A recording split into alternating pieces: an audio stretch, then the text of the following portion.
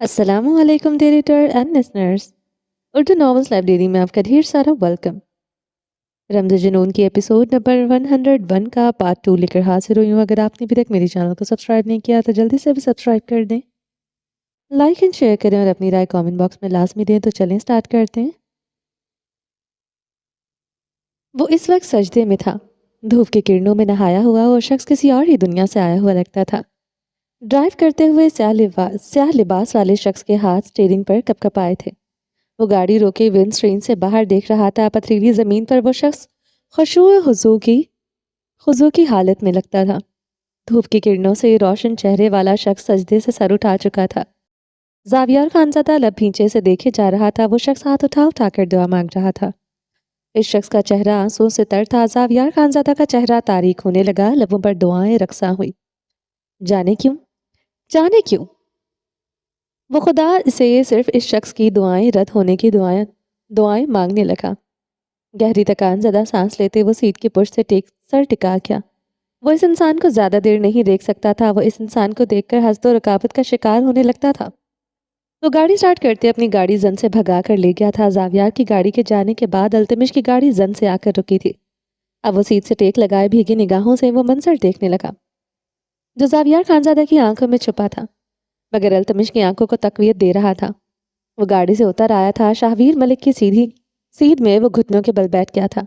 شاہویر ملک نے چہرے پر ہاتھ پھیرتے گردن ترچھی کرتے دیکھا۔ نگاہوں میں تعجب درایا، شناسائی کی کوئی رمق نہ تھی، مگر دل تھا جو کھنچتا تھا۔ التمش پستل کی نوک انگلیوں پر گھماتے ہوئے سامنے دیکھنے لگا۔ دھوپ آنکھوں میں چبھ رہی تھی، اس لیے آنکھیں بھر آئی تھی۔ وہ اپنی آنکھیں بار بار آستین سے مسل رہا تھا۔ لگتا ہے تمہیں یہاں سے چلنے جانا چاہیے، یہ لوگ بہت خطرناک ہیں، التمش نے شاہویر کی طرف دیکھتے کہا۔ آنکھیں آستین سے بے دردی سے رگڑی تھی۔ مشورہ اچھا ہے، شکریہ دوست، شاہویر نے مسکراتے ہوئے التمش کے کندھے پر ہاتھ رکھا۔ دھوپ کی شدت تیز ہوئی، آنکھوں کی چبھن بڑھنے لگی۔ بالآخر یہ آنکھیں چھلک آئیں۔ وہ سورج کی کرنوں پر نگاہیں جمائے اب ان آنکھوں کو بہنے دے رہا تھا۔ رونے کے لیے بہانہ مل گیا تھا۔ شاہویر التمش کی آنکھوں سے بہتے آنسوؤں کو تعجب سے دیکھ رہا تھا، پھر سر چھٹکتے کھڑا ہوا تھا۔ دل کے سارے درد صرف ایک وجود سے نتھی تھے، باقی سب کچھ بے معنی تھا۔ شاہویر اپنی جیپ کی طرف بڑھ گیا تھا۔ وہ جیپ سے رسی نکالے، اس کا ایک سرا ٹائر کے ساتھ باندھ رہا تھا۔ التمش رخ پلٹے شاہویر کو دیکھنے لگا، پسٹل انگلیوں پر گھماتے وہ بے چین تھا۔ شاہویر نے رسی کا دوسرا سرا اپنی کمر سے باندھ رکھا تھا۔ وہ اس گہری کھائی میں اترنے لگا جہاں ہر حد ختم تھی۔ التمش کی سانسیں رکی تھی۔ یہ کیا کر رہے ہو تم؟ التمش اپنے حواس کھوتے اس کی طرف بڑھا۔ یہاں کسی نے زندگی کھوئی تھی اور میں نے اپنا سب کچھ کھویا۔ مجھے یقین ہے اس کہانی کا انجام کچھ اور ہے۔ میرا عشق اتنی آسانی سے مجھ سے جدا نہیں ہو سکتا۔ وہ چٹانی دیوار کو جکڑے دھیرے دھیرے نیچے اتر رہا تھا۔ یہاں تمہیں کچھ نہیں ملے گا، التمش کی آواز خراش زدہ ہوئی تھی۔ وہ اپنے بھائی کو نیچے اترتے دیکھ کر بے سانس ہوا تھا، آنکھیں بری طرح جلنے لگی۔ اوپر آؤ، وہ پاگلوں کی طرح چیخ رہا تھا۔ شاہویر رسی کے سہارے نیچے اترتے ہی جا رہا تھا۔ یکدم شاہویر کی جیپ ہلکی سی موو ہوئی۔ التمش کی رنگت نچڑ گئی تھی، دھڑکن رک گئی۔ وہ تیزی سے جیپ کی طرف بڑھا۔ شاہویر جیپ کی ہینڈ بریک کھینچنا بھول گیا تھا۔ جیپ آہستہ آہستہ آگے بڑھ رہی تھی۔ التمش زمین پر لیٹتے ٹائر کے گرد بندھی رسی کھولنے لگا۔ جیپ کے آگے بڑھنے سے وہ بھی گھسٹتا جا رہا تھا۔ جیپ اب تیزی سے کھائی کی طرف بڑھ رہی تھی۔ دیکھتے ہی دیکھتے جیپ کھائی سے نیچے تھی۔ زوردار دھماکہ ہوا اور التمش کی دردناک چیخ برآمد ہوئی تھی۔ اس چیخ میں سب کچھ کھو دینے کا خوف تھا۔ وہ رسی کا سرا ہاتھ میں جکڑے زمین پر لیٹا تھا۔ کھائی سے آگ کے شعلے بلند ہونے لگے۔ التمش رسی کو اپنے ہاتھ پر مضبوطی سے لپیٹے سڑک پر لیٹا رہا۔ پورا وجود پسینے سے تر تھا۔ وہ بے حس و حرکت ہو چکا تھا۔ مرنا کسے کہتے ہیں اسے آج پتا چلا تھا۔ شاہویر ملک اس کے لیے کیا تھا؟ یہ بلند ہوتے آگ کے شعلے اس پر باور کروا رہے تھے۔ وہ جیسے اس آگ میں جل رہا تھا، زندگی ختم ہوتی لگتی تھی۔ وہ رسی کو مضبوطی سے ہاتھ پر لپیٹتے کھائی کی طرف بڑھنے لگا۔ اگر شاہویر نہیں تو وہ نہیں، یہ احساس تو پہلے کبھی نہیں۔ زاویار کے لیے وہ جان دے سکتا تھا، مگر زاویار کو کھونے کے غم سے وہ یوں بے سانس نہیں ہو سکتا تھا۔ وہ پسینے سے تر وجود کے ساتھ کھائی کی طرف بڑھا۔ نیچے دیکھا تو آگ کے شعلوں کے علاوہ اسے کچھ دکھائی نہ دیا تھا۔ شاہویر، وہ حلق کے بل چیخا تھا۔ اس کی بلند و بانگ چیخیں ان پہاڑوں سے ٹکرا کر واپس اس تک پلٹنے لگی۔ شاہویر، وہ پاگلوں کی طرح چیخ رہا تھا۔ ایسے ہی جیسے ایک مرتبہ زاویار خانزادہ چیخ رہا تھا جب اس نے اپنے بھائی کو کھویا تھا، آج التمش خانزادہ ویسے ہی چیخ رہا تھا۔ وہ رسی مضبوطی سے ہاتھ پر لپیٹے زمین پر گرے رونے لگا۔ میرے بھائی، میری جان، شاہویر۔ وہ ایک ہاتھ سے سینہ مسلتے رو رہا تھا۔ وفاؤں جذبوں نے رخ بدل لیا تھا۔ کلام کی ہوائیں یکدم مخالف سمت چلنے لگی۔ فضا، ہر منظر سب ساکن تھا۔ اگر یہ سب وہ خود غرض سالم انسان دیکھ لیتا تو دوسری سانس نہ لے پاتا۔ سردار زاویار کے جسم سے سانسیں کھینچنے کے لیے کچھ ہی منظر ہی کافی تھے۔ اسے مارنے کے لیے بندوقوں اور گولیوں کی ضرورت نہیں تھی۔ شاہویر، میرے بھائی، چیخ چیخ کر التمش کا گلا بیٹھ گیا۔ وہ بچوں کی مانند بلکتے ہوئے رو رہا تھا۔ وہ چیخ رہا تھا، سب کچھ کھو دیا تھا، کچھ نہ بچا تھا۔ وہ رسی کو چھوڑنے کو تیار نہ تھا۔ وہ پاگلوں کی طرح رسی مزید اپنے ہاتھ میں لپیٹنے لگا۔ اسے کھینچ سی پڑی تھی، جیسے رسی کو کوئی کھینچ رہا تھا۔ یکدم اس کے بے جان وجود میں جان پڑی۔ وہ رسی کو اپنی کمر پر لپیٹنے لگا۔ موت ایسے لکھی تو قبول تھی۔ وہ اپنے بھائی کو نہ بچا سکے تو ایسی زندگی پر 1000 بار لعنت۔ اب سیاہ اور سرمئی آنکھوں کو وہ خیر آباد کہہ چکا تھا۔ بستر مرگ پر پڑی اس کی ماں کے لبوں پر ایک ہی نام تھا، شاہویر۔ آج اس کے لبوں پر بھی ایک ہی نام تھا، شاہویر۔ وہ تیزی سے آگے بڑھا، زوردار جھٹکا لگا۔ وہ اس پتھریلی زمین پر منہ کے بل گرتا آگے کو گھسٹتا چلا گیا۔ وہ کھائی کے سرے پر چٹان کو تھامتا نہ تھا تو یہ کھائی اسے خود میں سنبھالے تھی۔ وہ ایک ہاتھ سے چٹان کو جکڑے نیچے دیکھ رہا تھا۔ بالآخر اس کی آنکھوں نے زندگی کما لی تھی۔ شاہویر اسے رسی کے ذریعے نیچے لٹکا ہوا دکھائی دیا تھا۔ جیپ گرنے کی وجہ سے وہ ایک سائڈ پر ہو گیا تھا، مگر آگ کے بھڑکتے شعلے اس کے جسم کو چھو رہے تھے۔ التمش ایک ہاتھ سے رسی کو اوپر کھینچنے لگا۔ شاہویر نے گردن اٹھائے اوپر دیکھا۔ تعلق نہ ہوتے ہوئے بھی کسی کو خود کے لیے جان کی بازی لگاتے دیکھ رہا تھا۔ وہ چٹانی دیوار میں ہاتھ ڈالتے رسی کے سہارے اوپر چڑھنے لگا۔ التمش خانزادہ کی سانس پھول رہی تھی، چہرہ آگ کی طرح سرخ تھا، ہاتھ اور بازو کی رگیں کھنچ گئی تھی۔ زندگی اس وقت ایک ہی جان پر منحصر تھی اور وہ تھا اس کا بھائی۔ ایک ہاتھ سے کھینچنے پر اس نے اپنی پوری قوت لگانی پڑ رہی تھی۔ وہ دانت پر دانت جمائے چیخ رہا تھا۔ رگیں کھینچ نہیں رہی تھی بلکہ کٹ رہی تھی۔ وہ اپنے بھائی کے لیے اپنی جان دے سکتا تھا۔ شاہویر ملک کو وہ اپنی جان کی بازی لگائے اوپر کھینچ چکا تھا۔ وہ دونوں اس پتھریلی زمین پر لیٹے گہرے سانس لے رہے تھے۔ دونوں کے چہرے پر خوف تھا۔ کچھ وقت میں زندگی اور موت کے بیچ کا سفر طے کیا تھا۔ التمش زمین سے اٹھتے اپنی کمر سے رسی کھولنے لگا۔ شاہویر نے اپنی کمر سے رسی اتار کر دور اچھال دی۔ دونوں آمنے سامنے کھڑے تھے۔ شاہویر اپنے اور اس کے بیچ اس تعلق کو کھوج لگانے کی کوشش کر رہا تھا جو اسے ایک ملاقات میں در آیا۔ دل کا درد سامنے کھڑے شخص سے بھی نتھی ہونے لگا۔ یہاں سے چلے جاؤ۔ جس لڑکی کے لیے تم یہ سب کر رہے ہو وہ مر چکی ہے۔ التمش نے آگے بڑھتے پسٹل کی نوک شاہویر ملک کے سینے پر ٹھوکی۔ اگر میں زندہ ہوں تو وہ کیسے مر سکتی ہے؟ سکون سے کہا، مگر اپنی روندھی ہوئی آواز پر نہ قابو نہ پا سکا۔ کوئی اس لڑکی کے لیے موت کا لفظ استعمال کرے اور وہ پھر بھی سانس لے، آسان تھوڑی تھا۔ جس لڑکی کے ساتھ سانسیں وابستہ تھی، اس کے مرنے کا سن کر وہ کیسے سکون سے رہ سکتا تھا؟ یہ سب کتابی باتیں ہیں۔ وہ زندہ ہے تو تم بھی اس لیے زندہ ہو۔ وہ مر چکی ہے اور یہی سچ ہے۔ التمش اب شاہویر ملک کی پیشانی پر اپنی پسٹل کی نال رکھ گیا تھا۔ اگر مجھے مارنا تمہارے لیے آسان نہ ہوتا تو تم اب مجھے اپنی جان پر کھیل کر بچاتے، کبھی بھی نہیں۔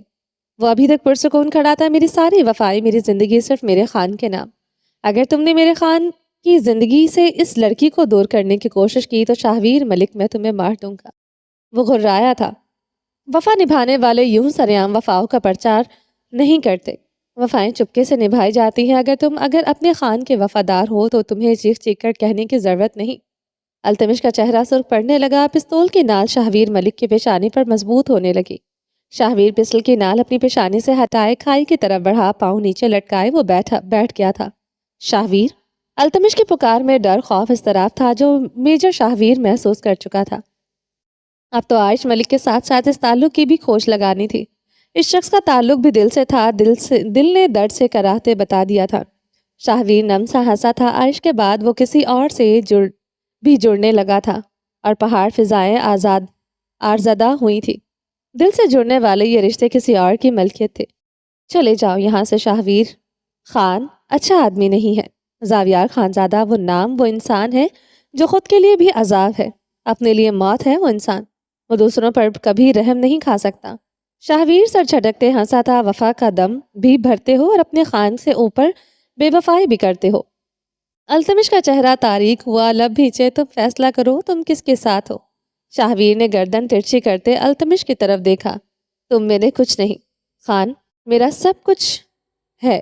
التمش نے اپنی بات پر زور دیا. لہجے میں تیش تھا. سچ بولنے کے لیے زور نہیں لگانا پڑتا. سچ آنکھوں میں دکھائی دیتا ہے. تمہاری آنکھوں میں سچ کے سوا سب کچھ ہے. شاہویر التمش کے مقابل لان کھڑا ہوا تھا. دونوں ایک دوسرے کی آنکھوں میں آنکھیں ڈالے کھڑے تھے. میرا ایک بھائی ہے، مجھے لگتا ہے وہ تمہارا جیسا ہی دکھتا ہوگا. دھوپ میں چلنے والی یخ بستہ ہوائیں ساکن ہو گئی. رات سے پردہ اٹھنے والا تھا. التمش کی آنکھیں بہنے لگی. مضبوط مرد کپ کپانے لگا. شاہویر ملک ان بہتے آنسوؤں میں اس تعلق کی کھوج لگا گیا. بے نام تعلق کو نام مل گیا. اب دونوں بھائیوں کی آنکھوں سے آنسو بہ رہے تھے. تم میرے کچھ نہیں لگتے شاہویر اشیر ملک. جس انسان کا نام تمہارے نام کے ساتھ لگتا ہے اس کا قتل مجھ پر واجب ہے. التمش پھنکارا. یعنی تم میرے بھائی ہو؟ شاہویر ملک کی سانس اٹک گئی تھی. میں تمہارا بھائی نہیں ہوں. پسٹل کا دستہ پوری قوت سے شاہویر ملک کے سر پر دے مارا. خون کی دھار شاہویر ملک کے سر سے ہوتی اس کے چہرے پر گرنے لگی. تم میرے بھائی ہو. شاہویر ملک کے لہجے میں اب یقین تھا. خون کی دھار شاہویر کی سفید شرٹ کو داغدار کرنے لگی. نہیں ہوں تمہارا بھائی. اگر ہوتا تو تمہارا یہ خون کبھی نہ بہتا. التمش نے سزائیہ مسکراتے ہوئے شاہویر کا گال تھپ تھپایا. تم میرے بھائی ہو. شاہویر نے اسے بازو سے کھینچ کر گلے سے لگایا. التمش چھٹپٹایا. خون کی کشش قید کرنے لگی. محبت اسے باندھنے لگی. وہ بے دم ہونے لگا. تم میرے بھائی ہو. شاہویر نے اس کا کندھا چوما. التمش کی مزاحمت تھم گئی. تم میرے بھائی ہو. شاہویر جیسے جادو ٹونا التمش پر کر رہا تھا. جادو ٹونا چل گیا. التمش بے بس ہو گیا. وہ اپنے بازو شاہویر کے گرد باندھ گیا. اتنی مضبوطی سے بازو باندھے شاہویر بھی اس حصار کو توڑ نہ سکتا تھا. تم میرے بھائی ہو. شاہویر ملک رو رہا تھا. میں تمہارا بھائی نہیں. مجھے کبھی نہیں ڈھونڈا تم نے. التمش شکوا کر رہا تھا. پتہ ہی نہیں تھا یار. جب پتہ چلا اپنے مسلوں میں الجھ گیا. کندھا چومتے اب کی بار عذر پیش کیا تھا. مورے نے بہت یاد کیا تمہیں. التمش اب پھوٹ پھوٹ کر رو رہا تھا. میں نے بھی ہمیشہ انہیں یاد کیا. شاہویر ملک کے آنسو تھم چکے تھے. جو مل جائے وہ اس پر قناعت کرتا تھا. جو کھو جائے اس پر صبر کرتا تھا. مگر جو چھن جائے اسے چھین لیتا تھا. دونوں بھائی ایک دوسرے سے الگ ہوتے رخ موڑ گئے تھے. اپنی اپنی جذباتیت پر اب دونوں شرمندہ تھے. آستین سے آنکھیں رگڑتے دونوں کی آنکھیں سرخ تھیں. مگر جذبوں نے پھر سے دونوں کو رسوا کر دیا تھا. پھر دونوں پھر سے ایک دوسرے سے لپٹ پڑے تھے. آنسوؤں سے شانے بھیگتے رہے. یہ منظر یہاں رات کو ذرا بھایا نہ تھا. یہاں کی فضا درخت پہاڑ ہوئی. ہوائیں سیاہ آنکھوں والے مرد کی وفادار ہمیشہ رہنے والی تھی. وہ اپنے گھر کا سبز رنگ زنگ آلود دروازہ کھولتے اندر داخل ہوا. اپنے کمرے میں داخل ہوا تو وہ رضائی اوڑھے سو رہی تھی. ایک نگاہ سے اسے دیکھا. وہ کمرے سے نکل آیا تھا. باورچی خانے میں داخل ہوا تو چولہے پر رکھے کڑھے ہوئے دودھ میں پتیلے میں بلی منہ ڈالے پی رہی تھی. التمش کو دیکھتے وہ بلی باورچی خانے سے بھاگ گئی. وہ لب بھیج کر رہ گیا. باورچی خانے میں گندے برتنوں کا ڈھیر لگا تھا. سوکھے روٹی کے ٹکڑے بکھرے تھے. آٹا وہ صبح گوندھ کر گیا تھا. وہ بھی کھلا پڑا تھا. بلی کہاں کہاں منہ مار کر گئی تھی وہ اندازہ کر سکتا تھا. رزق کا اتنا ضیاء. التمش کا خون کھولنے لگا. اپنے جیسے کسی سردار سے میرا نکاح کر دیتے. میرے ہی گارڈ میرے ہی نوکر سے کیوں نکاح کیا؟ زمر کے لفظ سماعتوں میں زہر کی طرح ٹپکے. التمش نے پتیلے کو ٹھوکر مار دی. دودھ سے بھرا پتیلا الٹ کر زمین پر جا گرا. اس کا پورا جسم تناؤ سے بھر گیا تھا. پتہ نہیں یہ لفظوں کا بوجھ تھا یا پھر رشتوں کا بوجھ، مگر اس کی سوچ کا زاویہ بدل رہا تھا. وہ مزید ان بہن بھائیوں کی چاکری نہیں کر سکتا تھا. دل تھا کہ بھر گیا تھا. اب نہ سنہری آنکھوں کی کشش اپنی طرف کھینچتی تھی، نہ سیاہ آنکھوں کے سامنے سر جھکانے کو دل کرتا. وہ غصے سے کمرے میں داخل ہوا. رضائی زمر خان کے وجود سے کھینچ کر زمین پر پھینکی. زمر نے نیند سے بھری آنکھیں کھولتے اسے دیکھا. پھر بے رخی سے بازو آنکھوں پر رکھ لیا. نیند سے زیادہ سامنے کھڑا شخص ذرا پیارا نہ تھا، بلکہ بالکل پیارا نہ تھا. محبت جو ہوئی تھی وہ اس مرد کے حالات کھا گئی تھی. اس لیے وہ اس مرد کی سرخ آنکھوں پر لعنت بھیجتے کروٹ لے گئی. التمش کا سارا خون چہرے پر سمٹ آیا تھا. التمش نے بازو سے جکڑے سے ایک جھٹکے سے بٹھایا. کون مر گیا ہے؟ وہ چیخی تھی. تم مر گئی ہو. وہ بھی حلق کے بل چیخا تھا. زمر خان نے بے یقینی سے اسے دیکھا. وہ غصہ کرتا تھا مگر ایسے تو نہیں چیختا تھا. کیا دیکھ رہی ہو؟ تمہارا 2 ٹکے کا گارڈ نہیں جو تمہاری بدتمیزی برداشت کرے. وہ جھکا تھا. دونوں ہاتھ زمر کے گرد دیوار پر جمائے تھے. رتبہ بدل گیا. زمر بھی اب آپ میری ماں تحت آتی ہیں، میں نہیں آتا. یہ تم کیا کہہ رہے ہو؟ یہی کہ تم ایک سردار کی بیوی نہیں، ایک غریب سے عام انسان کی بیوی ہو، اس لیے ملکہ عالیہ بستر کو چھوڑ کر یہاں کی عورتوں کی طرح کام کریں۔ زمر خان کی رنگت سرخ ہوئی تھی، غصے سے التمش کو دیکھا۔ اٹھو، کھانا لاؤ میرے لیے۔ اس نے زمر کا بازو سے جکڑے کھڑا کیا، خود بوٹوں سمیت بستر پر دراز ہوا۔ اللہ پوچھے تم سے التمش، بوٹ تو اتارو، یہاں میں سوتی ہوں۔ رضائی کے اوپر التمش کے بوٹوں سمیت براجمان دیکھ کر زمر کو غش آیا تھا۔ بکواس بند کرو، میرے لیے کچھ کھانے کے لیے لے کر آؤ، ورنہ میرے بوٹ تمہیں اتارنے پڑیں گے۔ وہ تکیا سر کے نیچے ایڈجسٹ کرتے زمر کو گھورنے لگا، کر ہی نہ دو تمہارے سارے کام۔ وہ نخوت سے بولتے صوفے پر بیٹھی تھی۔ زمر، وہ حالق کے بل دہاڑا تھا۔ زمر خان بدحواس ہوتے کھڑی ہوئی، کیا ہوا ہے تمہیں؟ زمر رہاسی ہوئی، شوہر بن گیا ہوں اور کیا ہونا ہے مجھے؟ وہ تنزیہ ہنسا تھا، اس سے پہلے کیا تھے؟ زمر نے روندھے ہوئے گلے سے پوچھا، عاشق تھا تمہارا، مگر اب تم اس قابل نہیں کہ تم سے محبت بھی کی جائے۔ وہ تکیے میں منہ دے گیا تھا۔ تم بھی اس قابل نہیں تمہارے ساتھ ایک منٹ بھی رہا جائے، اس لیے جا رہی ہوں میں۔ التمش کو دھمکی دی تھی، جا سکتی ہو تم، دروازہ کھلا ہے۔ زمر خان اس کے جواب پر یہ بے یقین ہوئی تھی۔ میں چلی جاؤں گی التمش، میری شکل دیکھنے کو ترسو گے؟ زمر خان کا گلا بیٹھنے لگا، وہ یوں ہی تکیے میں منہ دیے پڑا رہا۔ اس کی کسی دھمکی کا کوئی اثر نہیں ہوا تھا۔ زمر خان کی مٹھیاں بھیج گئی تھی، مارے تیش کے وہ کانپنے لگی۔ زمر نے اپنی چادر صوفے سے اٹھائی، اوڑھتے ہوئے کمرے سے نکل آئی، پہاڑوں پر پھوٹتی سیاہی کو بھیگی نگاہوں سے دیکھا۔ دروازے تک جاتے اس کے قدم رکے تھے، وہ کہاں جائے گی؟ وہ اپنی چادر سے اپنی آنکھیں بے دردی سے پوंچھنے لگی، اس گھر کے علاوہ کوئی ٹھکانہ نہ تھا۔ مڑ کر اپنے کمرے کے بند دروازے کو دیکھا، وہ اس کے پیچھے نہیں آیا تھا، وہ بے یقین تھی۔ تکلیف ہی تکلیف اسے محسوس ہوئی تھی، محبت کے سارے دعوے خاک ہو گئے۔ وہ غریب مرد ہی نہیں، عام مرد بھی ثابت ہوا تھا۔ زمر خان نے دروازے کو کھول کر زور سے بند کیا، وہ اس کے پیچھے آئے گا اسے یقین تھا۔ کھڑے کھڑے اس کی ٹانگیں شل ہو گئی تھی، مگر وہ نہیں آیا تھا۔ وہ آہستگی سے دروازے کو کنڈا لگائے دبے پاؤں گل مکئی کے کمرے کی طرف بڑھ گئی تھی۔ کمرے میں بچھی چارپائی کے گرم بستر پر گرتی وہ پھوٹ پھوٹ کر روتی تھی۔ بے عزتی کے احساس سے اس کا پورا جسم کانپ رہا تھا۔ رگوں پے میں چونٹیاں سی رینگتی محسوس ہو رہی تھی۔ عورت تب تک مرد کو چھوڑنے کی دھمکیاں دیتی ہے جب تک وہ ڈرتا ہے۔ جب مرد کے دل میں عورت کو کھونے کا خوف ہی نہ رہے، عورت کی حیثیت سمجھو ردی ہوئی۔ کم مائیگی کے احساس سے زمر کا رواں رواں جلنے لگا۔ آگے پیچھے روتے ہوئے وہ چیختی تھی۔ آج منہ پر ہاتھ رکھے ہوئی تھی، وہ نہیں چاہتی تھی اسے پتہ چلے کہ وہ کہیں نہیں گئی۔ ختم ہو گیا چاہے اس گھر کو چھوڑ جانے کا زمر بی بی۔ زمر خان نے سیدھے ہوتے اسے دیکھا۔ وہ دیوار کے ساتھ ٹیک لگائے سگریٹ کی کش لے رہا تھا۔ زمر کی نگاہوں کی کاٹ بڑھنے لگی، صبح ہوتے چلی جاؤں گے، اس وقت اندھیرا ہے۔ وہ اپنے آنسو صاف کرتے گھٹنے جوڑتے سینے سے لگا گئی۔ ٹھیک ہے چلی جانا، میں خود تمہیں تمہاری حویلی چھوڑ کر آؤں گا، باہر رک کر تمہارا انتظار بھی کروں گا۔ وہ اس کے قریب آتے اس کے آنسو اپنی انگلیوں سے پوروں سے صاف کرنے لگا۔ دل ہمیشہ ان سرمئی آنکھوں کا غلام رہنے والا تھا۔ کیوں کرو گے انتظار جب مجھے چھوڑ ہی دینا ہے تو؟ شکوا کی نہ نگاہوں سے دیکھتے التمش کو دونوں ہاتھوں سے دور دھکیلا۔ تمہارے گھر والے تمہیں دھکے دے کر نکالیں گے، آؤ گی تو پھر میرے پاس ہی۔ وہ اس کی کمر میں ہاتھ ڈالتے اپنے قریب کر گیا تھا۔ زمر خان کی آنکھوں کی سرخی بڑھتی گئی۔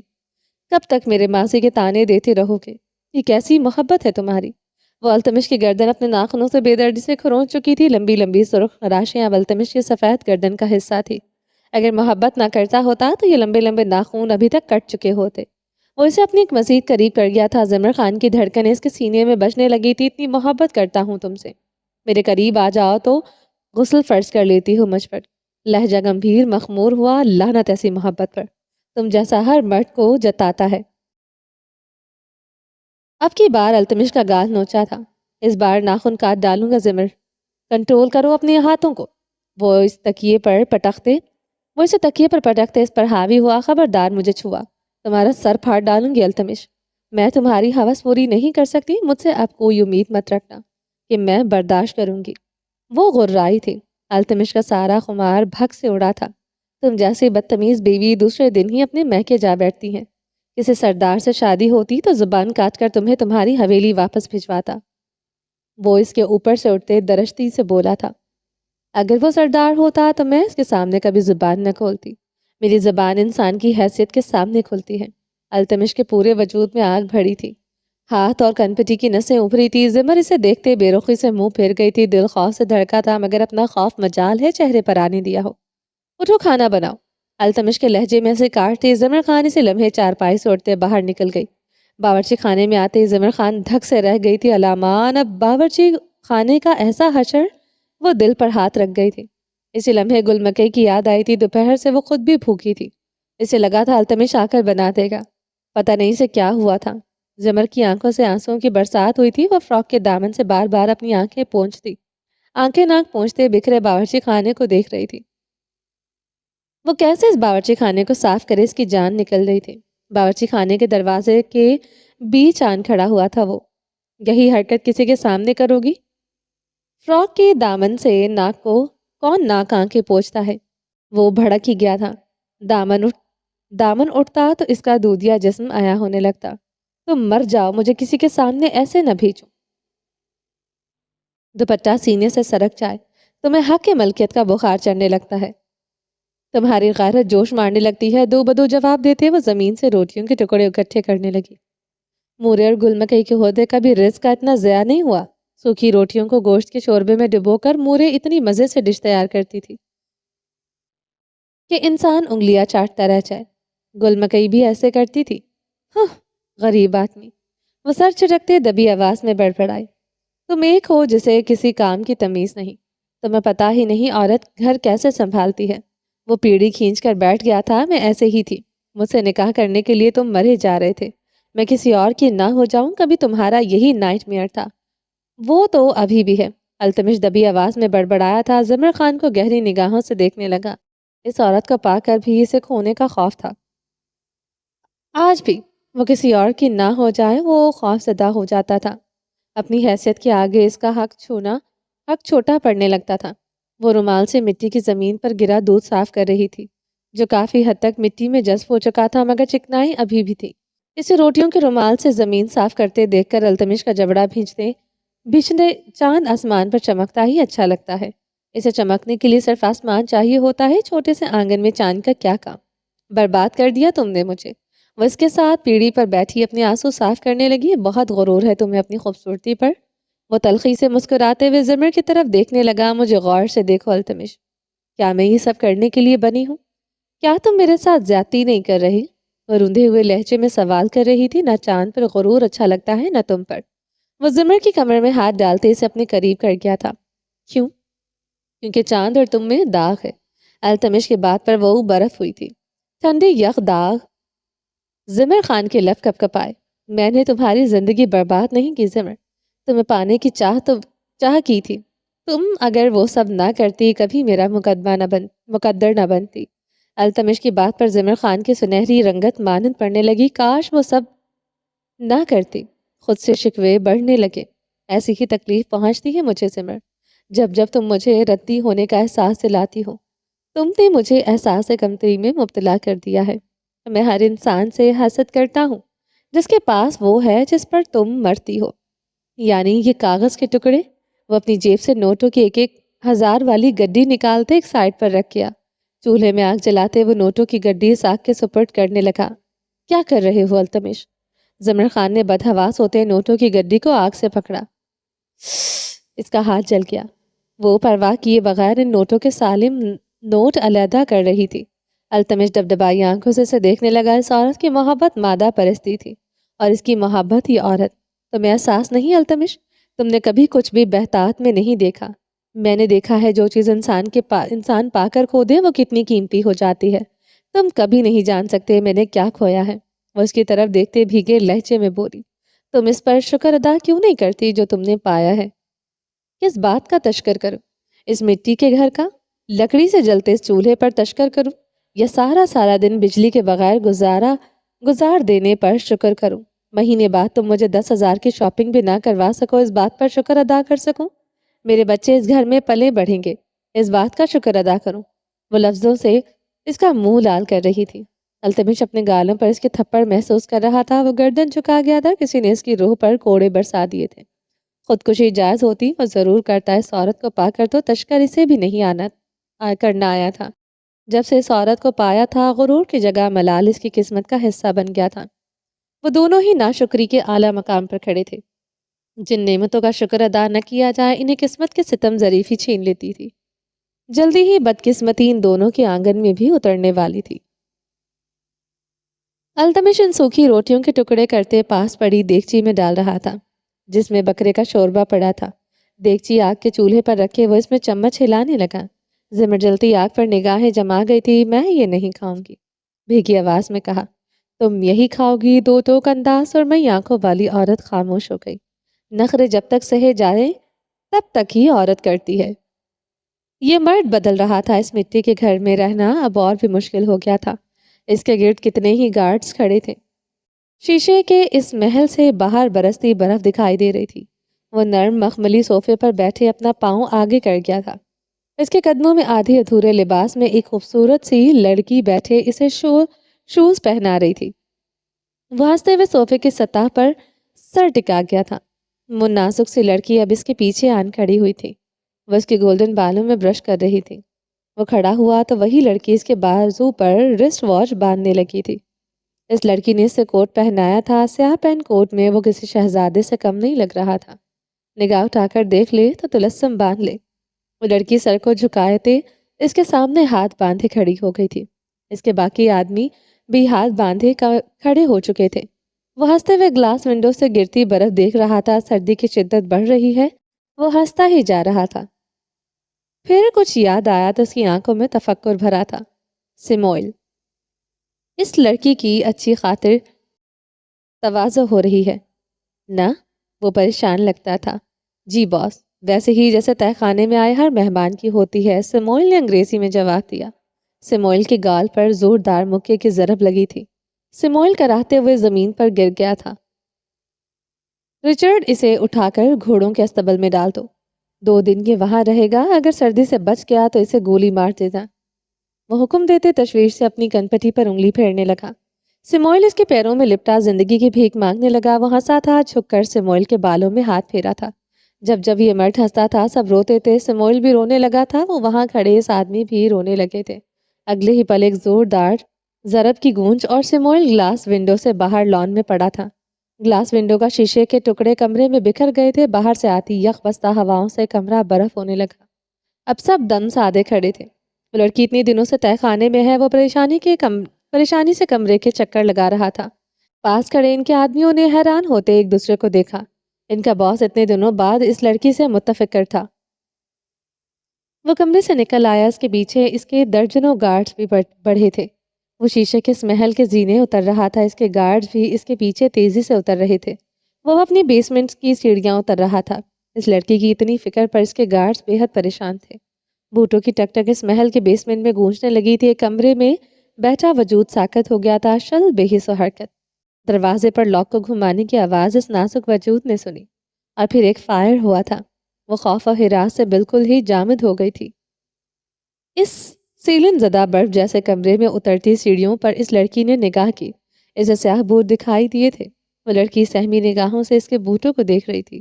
اس کی طرف دیکھنے کی ہمت نہ تھی۔ وہ اس لڑکی کے سامنے آن کھڑا ہوا تھا۔ روشنی میں اب دونوں کے ایک دوسرے کو دیکھ سکتے تھے۔ وہ لڑکی کی نگاہیں صرف اس کی آنکھوں پر ٹھہر گئی تھی۔ اس کا خوف و ہراس ہر اس مزید گہرا ہوا تھا۔ وہ اس کی نگاہیں اس لڑکی کے سنہری بالوں پر آن ٹھہری تھی۔ وہ لڑکی پھٹی ہوئی رضائی اپنے وجود پر اوڑھ گئی تھی۔ اس آدمی نے پیچھے مڑ کر اپنے گارڈ کو دیکھا تھا۔ پلٹ جاؤ۔ اس کے حکم پر اس کے گارڈز پلٹ گئے تھے۔ وہ کرسی گھسیٹ کر اس لڑکی کے قریب بیٹھا۔ گدے پر بیٹھتے رشنا خان کی آنکھیں سکڑی تھی۔ وہ پیچھے کو سرکی تھی۔ اس مرد نے اپنی پینٹ کی جیب سے رومال نکال کر اپنے ہاتھ میں لپیٹا۔ رشنا کو بازو سے پکڑے اپنے قریب کیا۔ اس کی آنکھیں رشنا کی سفید گردن پر پڑی جہاں زخم تھے۔ یہ کیا ہوا ہے؟ اس نے جھکتے ہوئے رشنا خان کی گردن پر انگلی رکھی۔ رشنا خان مزید تیزی سے پیچھے ہوئی تھی۔ دیکھو میرے ہاتھ پر رومال بندھا ہے، تمہیں میں چھو نہیں رہا، اس نے مسکراتے ہوئے وضاحت دی تھی۔ رشنا خان کے خوف میں مزید اضافہ ہوا تھا۔ وہ اپنے دوسرے ہاتھ میں بھی رومال لپیٹ رہا تھا۔ رشنا کو بازو سے جکڑے اپنے قریب کیا۔ اس کی گردن پر لگے زخم کو چھوا۔ رشنا خان کی چیخ برآمد ہوئی تھی۔ گردن کے زخم پر وہ چھوٹے سے چاقو سے کٹ لگا چکا تھا۔ Welcome to Devil Wonderland. وہ ہنسا تھا اور ہنستا ہی چلا گیا تھا۔ رشنا خوف سے آنکھیں بھی چپک نہ سکی تھی۔ اسے یہ زخم کس نے دیا تھا؟ وہ کھڑا ہوتے پوچھ رہا تھا۔ رچرڈ آگے آیا تھا۔ بیسمنٹ میں گولی کی آواز سنائی دی اور خون کی بو پھیل گئی تھی۔ رشنا ساکت صامد ہو گئی تھی۔ ڈیول نے گردن ترچھی کرتے رشنا کو دیکھا۔ ڈرو مت، یہ لوگ مرنے کے لیے ہی اس دنیا میں آئے ہیں۔ میری مہمان کو ایسے جانوروں کی طرح ان لوگوں نے ٹریٹ کیا ہے۔ وہ ہنستے ہوئے رشنا کے قریب آیا۔ رشنا خان نے اس کے آدمیوں کو روتے ہوئے دیکھا تھا۔ جب جب میں ہنستا ہوں یہ روتے ہیں، تم بھی رو نا۔ وہ کرسی پر بیٹھتے عاجزی سے درخواست کر رہا تھا۔ رشنا کی سنہری آنکھیں مزید پھیل گئی تھی۔ رونے کو کہاں ہے، مگر تم اپنی آنکھیں کھولتی جا رہی ہو، پھٹ جائیں گی یہ۔ اس نے قریب ہوتے سرگوشی کی۔ رشنا خان دیوار میں سمائی، دیکھو میرے ہاتھ پر رومال بندھا ہے، تمہیں کبھی میں چھوؤں گا نہیں۔ وہ اپنے ہاتھ اسے دکھا رہا تھا۔ رشنا خان چکراتی نگاہوں سے اسے دیکھ رہی تھی۔ اسے اس انسان سے بے حد خوف محسوس ہوا۔ اگلے ہی پل وہ بے ہوش ہو چکی تھی۔ ایک تو یہ لڑکیاں بہت نازک ہوتی ہیں۔ گردن جھکائے افسوس کیا۔ وہ زمین پر بیٹھا رشنا خان کی گردن دیکھ رہا تھا۔ زخم پر ٹانکے لگانے کی ضرورت تھی۔ I want thread and needle۔ Devil کے حکم پر اس کے گارڈز نے فوراً حکم کی تعمیل کی۔ وہ پنجوں کے بل بیٹھا تھا۔ خون آلود اس تہہ خانے نے سانسیں روک لی۔ وہ جھکا رشنا خان کی سکن میں ٹانکے لگا رہا تھا۔ وہ بے ہوشی کے عالم میں کراہ رہی تھی۔ وہ اپنا کام مکمل کرتے کھڑا ہوا۔ اس لڑکی کو آئندہ کسی نے زخم دیا یا اس کے ساتھ برا سلوک کیا، ڈیول اسے دوسرا سانس نہیں لینے دے گا۔ یہ ہوش میں آئے تو اسے کچھ اچھا کھانا دو۔ اس بیسمنٹ میں ہیٹر کا انتظام کرو۔ وہ حکم دیتے سیڑھیاں چڑھنے لگا۔ اس لاش کا صفایا کرو، لڑکی ہے ڈر جائے گی۔ رک کر اپنے آدمیوں سے کہا۔ ایک نظر رشنا کے بے ہوش وجود کو دیکھا اور پھر سے زینے نیچے اترنے لگا۔ اس کے بے ہوش وجود پر رضائی ڈالی تھی۔ اس بیسمنٹ میں کیمرے لگے تھے۔ آگے تم سب سمجھدار ہو۔ وہ ہنسا تھا۔ اس کے گارڈز نے رونے لگے۔ وہ ہنستے ہوئے پھر سے زینے چڑھنے لگا۔ عائش پھٹی پھٹی نگاہوں سے اسے دیکھ رہی تھی۔ سیاہ شلوار قمیض پہنے وہ سجدے میں تھا۔ یہ شخص سجدے کیوں کر رہا تھا؟ پھر آن کیوں خدا کے آگے جھکنے لگا؟ وہ لب کاٹنے لگی تھی۔ صوفے پر بیٹھی زاویار کو دیکھ رہی تھی۔ وہ ہاتھ اٹھا کر دعا مانگ رہا تھا۔ عائش اپنی نگاہیں پھیر گئی تھی۔ معصومیت کی حد تو اس انسان پر ختم ہوتی تھی۔ وہ لب کاٹنے لگی۔ وہ دعا مانگ کر اس کے پاس آن بیٹھا تھا۔ اس کے قدموں میں پنجوں کے بل بیٹھا تھا۔ پتا ہے میں نے اتنے عرصے بعد نماز کیوں پڑھی ہے؟ وہ اس کے ہاتھ پکڑے پوچھ رہا تھا۔ عائش نے بے اختیار نفی میں سر ہلایا۔ ایسا نہیں، میں نماز نہیں پڑھتا، مسجد میں نماز پڑھتا ہوں۔ وہ جھوٹ بول رہا تھا۔ وہ جانتی تھی تمہیں مجھ پر یقین نہیں۔ زاویار کی آواز میں مایوسی در آئی تھی۔ اصل میں ایسا انسان ہوں جو نفرت، محبت، عبادت دل کی گہرائیوں سے کرتا ہے۔ صرف سجدہ کر لینے سے نماز تو نہیں ہو جاتی۔ نماز تو اپنے رب سے ملاقات کرنے کا سبب بنتی ہے۔ پھر میں کیسے آدھی ادھوری ملاقات کروں؟ سوتے جاگتے میں سجدے کروں؟ میرا یقین کرو آج دل سے نماز پڑھی ہے۔ وہ عائش کی ہتھیلی سہلاتے گردن جھکائے ہوئے تھا۔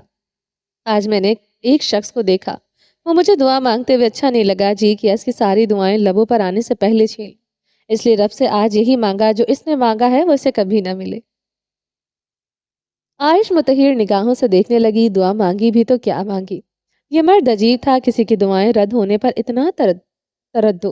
یہ انسان کبھی نہیں سدھر سکتا تھا۔ پتہ نہیں اب وہ کون سا انسان اس ظالم شخص کے ہتھے چڑھ گیا تھا۔ وہ اس انجان شخص کی سلامتی کے لیے دعائیں کرنے لگی۔ تقدیر مسکرانے لگی۔ وہ اپنا ہاتھ زاویار کے کندھوں سے چھڑواتے ہوئے کھڑی ہوئی تھی۔ وہ بھی کھڑا ہوا تھا۔ عائش کو بازو سے جکڑے اپنے قریب کیا۔ وہ اس کے سینے سے آن کھڑی ہوئی تھی۔ چلو تم بھی وضو کرو، ساتھ مل کر اس انسان کی مانگی دعائیں رد ہونے کی دعائیں کرتے ہیں۔ عائش کو اس وقت زاویار خانزادہ سنگ کی پاگل لگا تھا۔ خدا بد دعاؤں سے زیادہ دعائیں قبول کرتا ہے۔ اس شخص کے لیے بد دعا مانگنے سے اچھا ہے خود کے لیے دعا کر لے۔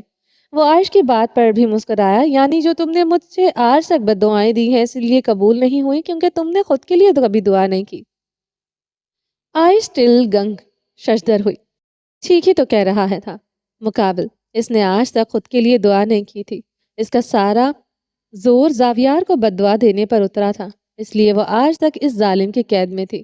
انجانے میں سردار زاویار خانزادہ خود پر ظلم کر چکا تھا نا، خود کے لیے ظالم۔ کمرے کی در و دیوار اس مرد کو خود ترسی نگاہوں سے دیکھنے لگی۔ کیا پتی کی بات بتا کیا تھا؟ اب یہ ظالم عورت کہاں رکھنے والی تھی؟ اب تو دن رات اس عورت خود کے لیے نجات مانگنے والی تھی۔ تم جانتی ہو میں تمہیں معاف نہیں کر سکتا، ابھی بھی نہیں کر سکتا۔ میرے رومیو ٹائٹان کو مارا تم نے۔ زاویار کے لب کپ کپائے۔ اگلے لمحے وہ خود پر قابو پا گیا تھا۔ رومیو ٹائٹان میرے لیے کیا تھے تم نہیں سمجھ سکتی۔ جب سب مجھے چھوڑ دیتے وہ میرے ساتھ ہوتے۔ عائش پھر سے متحیر ہوئی۔ وہ اپنے اکیلے رہ جانے پر اتنا پر یقین تھا۔ تم خون بہا میں ہو یہ بات میں کبھی نہیں بھول سکتا، مگر ہاں میں خود کو بدل لوں گا۔ زاویار نے عائش کا چہرہ ہاتھوں میں بھرا۔ تمہیں نہیں لگتا تمہیں ایک بار میرے قدموں میں گر کر معافی مانگنا چاہیے؟ میرا بھائی مرا، میرے رومیو ٹائٹان کو مار دیا، میں یہ ڈیزرو کرتا ہوں۔ تو میرے سامنے جھکو۔ سردار زاویار خانزادہ اپنی خودی اپنی ضد کبھی نہیں چھوڑ سکتا تھا، یہی اس کی بدنصیبی تھی۔ تمہیں نہیں لگتا تمہیں ایک بار میرے قدموں میں گر کر معافی مانگنا چاہیے؟ میرا بھائی مرا، میرے رومیو ٹائٹان کو مار دیا، میں یہ ڈیزرو کرتا ہوں؟ تو میرے سامنے جھکو سردار زاویار خانزادہ، اپنی خودی اپنی ضد کبھی نہیں چھوڑ سکتا تھا، یہی اس کی بدنصیبی تھی۔ تم نے میرے رومیو ٹائٹان کو مارا، ایک بار بھی رحم نہیں آیا۔ زاویار کی گرفت اس کے چہرے پر سخت ہوئی۔ آیا تھا رحم، دل بھی کانپا، مگر وہ خاموش ہوئی۔ مگر کیا؟